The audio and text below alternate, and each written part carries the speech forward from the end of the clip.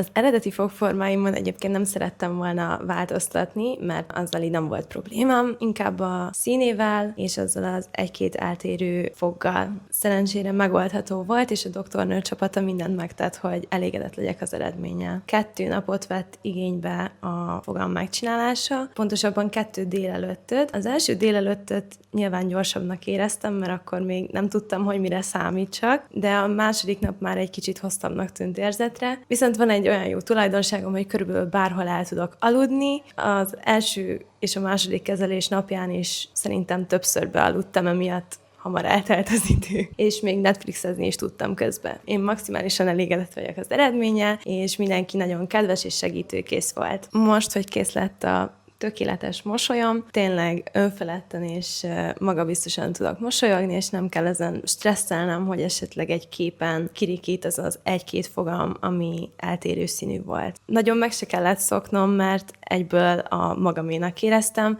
Azért ajánlom a Cleverden csapatát, mert Dr. Carmen is nagyon segítőkész volt, és a csapat is mindenben a rendelkezésemre állt, és azt szerette volna, hogy tökéletesen elégedett legyek az eredménnyel.